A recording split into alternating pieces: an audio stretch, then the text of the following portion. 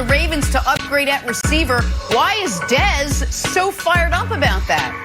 Are the Giants now primed to win the NFC East with their big move over the weekend? And Cam Newton is calling out his doubters again. So why this time? With that, we say good morning, everyone. It is a Monday morning. Welcome to First Things First. Jenna Wolf, Nick Wright, Brandon Marshall, Kevin Wilds. Wilds, always with this guy, with your team. I feel like it's always something. You don't care. You're still all in. Yeah, I'm beyond all in. I'm so all in. My hair is electric. When I saw that video, it stands up. Electric. Boogie, boogie, boogie. We got to start, though, with the big news over the weekend. LeBron, tough weekend for him, for our guy Nick, for the Lakers. LeBron James tried to play through an ankle injury on Saturday night's loss to the Hawks, later pulled himself out. An MRI would show a high ankle sprain that'll keep him sidelined indefinitely. LeBron tweeting after the game, "Nothing angers and saddens me more than not being able to be there for my teammates. I'm hurt inside and out right now. The road back from recovery begins now. Back soon like I never left."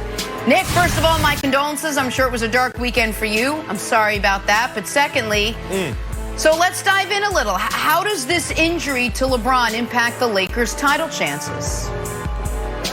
Well, before I answer that, a little news for America here. So I talked to someone on Sunday who had already talked to LeBron about this, and I asked him, what are we thinking here, a month? And the response was interesting. The response was, I hope so, that it's a month. And then the follow-up was, might try to push himself back sooner. Meaning the folks around him, they're not as so much concerned that it's going to be 2 months, more concerned that he would try to come back in 2 weeks. But I don't think that's likely. You saw him in a walking boot last night. This is the second most significant injury of LeBron James' career.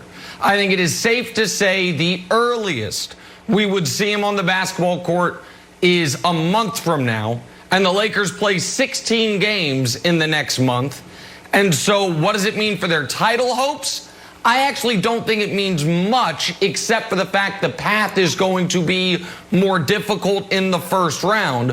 What it does mean, though, Brandon, is when they come back, I would imagine the Clippers, the Nuggets, and the Blazers will all have jumped them in the standings. So when we see LeBron James play again, it'll probably be for the 7 seed Los Angeles Lakers. Now, they won the title last year with 0 home games, so I think they could win the title this year without home court advantage. But home court advantage is gone. The MVP is probably gone, and the Lakers' first-round path is going to be far more difficult. That's the real immediate impact of what happened Saturday night.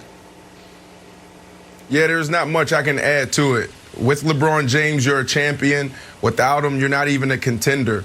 They now go from the 3rd seed to potentially the 6th or 7th seed. That's exactly what's going to happen. It's brutal. It's terrible. This is not the way you want it. If you're a competitor, you know, the Blazers don't want this. The Suns don't want this. The Clippers don't want this. You know, nobody wants this. I mean, if you're a true champion, you want to see that guy. You want to face him. But the reality is, you know, this team without LeBron James, the non-LeBron James minutes are horrible. They're terrible. The last example you can go to is the Sacramento Kings game back in March 3rd. March 3rd, what happened? Yeah. They scored 120 points, but they lost the game to the worst defense. And yes, Nick, I'm talking about defense is mid-March now. We can talk about it. This team is not good, Wilds. And then the Lakers got a long road ahead of them. Okay. All right. Here's the thing. Your old buddy Kevin Wilds is a lot of things. True champion.